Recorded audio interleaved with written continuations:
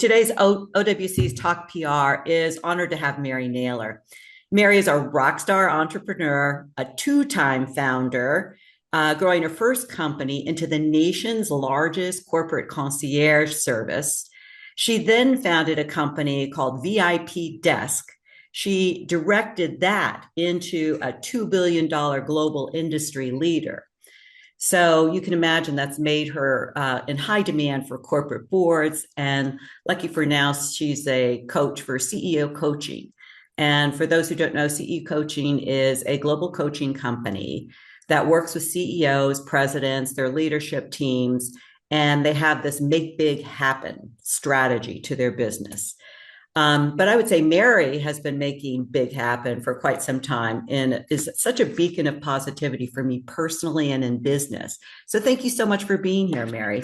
Oh, well, thank you, Tracy. I'm delighted to be here and thank you for all the kind words in your introduction. Really appreciate it. Those are just facts. But I do learn so much, and you really have your finger on the pulse of the challenges, opportunities for CEOs right now. And how are your CEOs? Um, Kind of what's the most important thing a CEO needs to do right now? We're at year end, right? A lot of the year end planning happened a little bit in Q3 and Q4, but there's stragglers still looking at 2025 because it's been hard to read the tea leaves this year. No, it So, has. what It's have you been been telling people to changing. do? Yeah, what have you been So I advising? think in terms of the single most important thing, in my opinion, that the CEO must do, going into 26 or any year for that matter, is define what winning looks like and align the team towards it. As we know, without a clear destination, it's really hard to gain traction and meaningful progress. Just like you're planning a major trip or adventure, you have a map, you have a path. And so when you have that plan, with it comes clarity and everything else accelerates it. So, Tracy, what I would say in talking to all the CEOs as we're in this planning now is one, define a compelling vision, which is the what, and then articulate the strategy to get there. It's the how. And then ensure that you've got the right people in the right seats across the organization to execute on that vision. I mean, when you say that, I immediately go to is most of it about revenue? Or is it something more philosophical about product development? Or what are the whys? Is that right? The whys, the what? I'm sorry, that The you're what. hearing. Yeah. So the what that we're looking for are defining the outcomes you want to achieve. And typically we call these lagging indicators. They're, reflection of past activities. It's revenue, it's EBITDA. They want to hire a president. They want to launch something new. So these are things that have been the result of past activities. And then what's really important though is many companies come to the coaching table with, I want to move my revenue from 20 to 30 million, or I want to move EBITDA from X to Y. But then the real work starts with how? How are we going to do that? And it's breaking down those specific and measurable activities, not only across the year, but quarter by quarter. So you can execute. And that's what it's all about. It's the execution and accountability. Tracy, I think many companies, well intended, kick off their strategic planning process, get that big document, get everyone rallied, and then it sits on a shelf or it's looked at occasionally. You need to make it an actionable plan that you're looking at week over week. And the other thing that I tell CEOs is that less is more, meaning you get more impact from selecting 3 to 5 key annual strategic initiatives versus trying to pile on too many, because a few executed exceptionally well is what's going to move the needle. Tracy, you can imagine, with the best of intents, companies come to the table, they've got 8, 10, 12 big annual initiatives, and it can create complexity, loss of focus. And so say anything else is that less is more, get that laser focus on what's really going So to drive like the 3 to 4 or 3 to 5. three That's to it. five, five max, three, no more than five. Yeah, I've seen those spreadsheets that you put, not spreadsheets, but the big power, the big sheets that you put together when you're working on these, because sure, you want that revenue. Well, that means you're going to have to do this much each month. So in the first 30 days, 60, 90 days, if you're not doing that, then you have to change, right?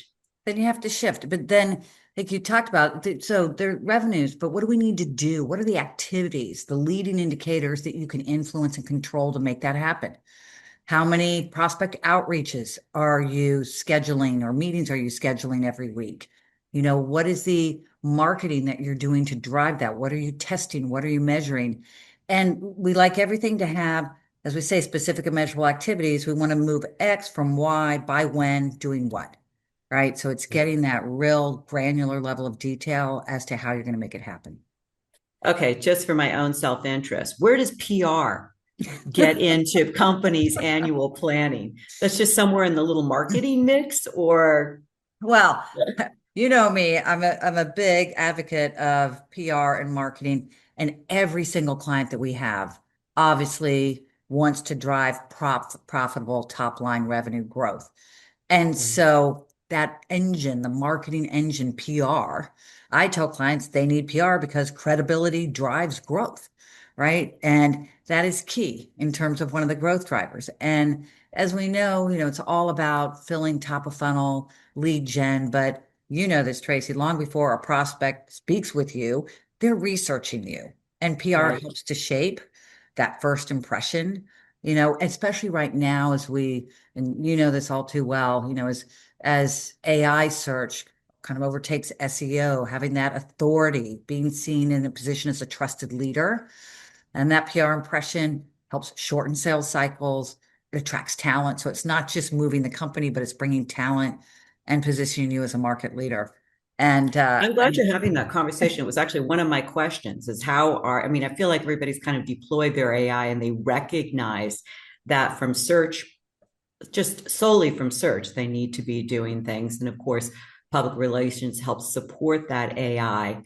Are there any of your clients who are laying people off as a result of AI? I know that's something that people talk a lot about. And, the downside of AI is the impact. I mean, it's good for a company perhaps to reduce payroll. Do you see that happening with mid-market?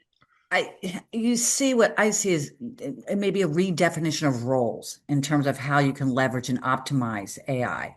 One can, in terms of across all the different functional areas, how can you leverage AI to optimize productivity? Move out those mundane tasks like in HR, spending hours and hours scanning resumes, right?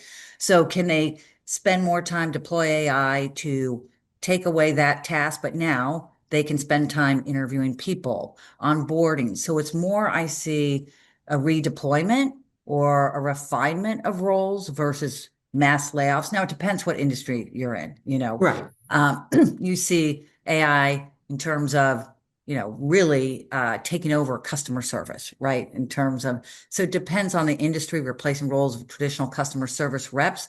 But, I've got friends who are CEOs in that industry, and they are just shifting and pivoting what they're doing. They're partnering with their clients on how to optimize AI for customer service. So, it's the companies that are embracing it. And at a recent, at our summit for CEO coaching, we had a speaker, Peter Diamandis, who said there's going to be two types Oh, of he's companies good. in 2030, right? Diamandis in 2030, those that embrace AI and those that will be out of business. And it was quite, a major statement. But, you see the companies are all over the spectrum in terms of their adoption. I don't have a single client that doesn't think it's important and they're moving towards it, but I think they're all at just different levels of, uh, I'll say, sophistication and where they are in their strategy and deploying. Is it an age factor? Younger CEOs, younger management teams are ready to go, and older management teams aren't. I don't see that at all. Interesting. Okay. I don't see it tied to age. I think, asking yourself the question, you know, on a scale of 1 to 10, how's AI going to impact your industry? Most CEOs are going to say 9 to 10. It's going to Yeah. touch industry. So then on a scale of 1 to 10, how's your AI strategy? Most are probably falling in the middle. So it's really a time of it's here, it's going to be part of the fabric of business. And it's really those that now start to move beyond. I think the next phase of transformation is moving beyond it as a tool that we use and how we truly integrate it into our overall processes, our workflows in a more meaningful Workflows. Yeah. way, and then how we use it in terms of defining roles going forward. And it's funny, like, I have a senior in high school, and we talk about the use of AI. And I talk to him and say, for your generation, even for ours, it's not going to be that people are going to lose their jobs to AI. The people that don't know how to use AI, I think, are at risk. Yeah. So it's learning how to use it. Yeah. And safely and protect families and Exactly. With all how, that, with all this, yeah, safeguards in place, use it responsibly, et cetera. I'll say that's a given, but you're behind if you're just pushing it out to the side and not really bringing it in to your, overall company strategy. And at CEO coaching, we've even developed a tool that we use for our clients in strategic planning. It doesn't replace a human, but it's another seat at the table that can provide optionality, additional ideas, help the team to brainstorm, that we find really powerful and impactful. yeah, AI is great for that. Give me 5 ideas. Exactly. I mean, Exactly. you got to check things, but that's not bad. So, are there any, when you're having meetings right now, is everybody done with their planning who are your client? No, so there's still work. Everybody's working. Okay. No, they're still So, working on it. We typically start, I call, September through December in coaching world, it's like, tax season for a CPA, right? This is when all right, the planning's happening. And, some companies start their prep back in August. Many are still iterating. They've got the foundational plan. It needs to be then buttoned up, tied in with the budget and then, totally ready to go in January. But that's why you have the quarterly check-ins, right? Because right. what worked, what didn't? Do we need to refine our strategy for the next quarter? Are we on track? And that's the importance of, the scorecard and the measurement as you go. So, what is some of the counsel, things that are maybe a little different? We tapped on AI, but is there anything in the way you're counseling your CEO clients that to help them adjust to current economic shifts, the current climate? I think it's in terms of I mean, politically as well as socially, as well as, where people have to be careful about things that they say, what they post. I mean, are these things that are part of your discussions, or have most CEOs kind of locked that down? I would say, there is there's uncertainty for sure. I mean, we're in such a dynamic environment, like you said, on multiple fronts, politically, economically. I think the companies that are mindfully prepared for multiple scenarios, I think, is what's really important. It's always important to have a strong cash discipline. That's a strategic advantage no matter what environment you're in. I think also just to make sure that, that you're always looking to upgrade your talent. That's something that we're always talking about, regardless of, that helps position you, for to do your best no matter what the conditions are. So to upgrade your talent, because I think in times of uncertainty, this can expose, who your true A+ players are, who might be holding the team back.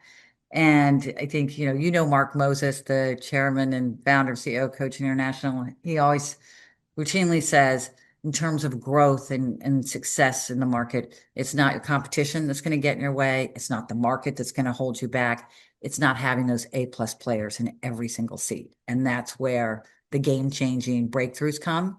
So it's all the same, I'll say, type of fundamentals that we're talking Mhm. about in terms of cash discipline, upgrading your talent, scenario planning. Run the ABC scenario. A, market conditions stay as they are, right? It's the constant. Yeah. B, what happens if there's a tightening up? And C, what if you see an opportunity to aggressively go after new market share and growth? So it's that A is your base case, B is your worst case, and C is that opportunistic plan. So to have that scenario planning and being able to move and respond. So I think the companies coming into 2026 that are prepared will have opportunity. And I think for those that are going to be reactive, it's going to be, they can face challenges, and being reactive sets up a dynamic in your team that can be Mhm. challenging and unhealthy and destabilizing. So I think it's all about getting your house in order and being prepared for the new year.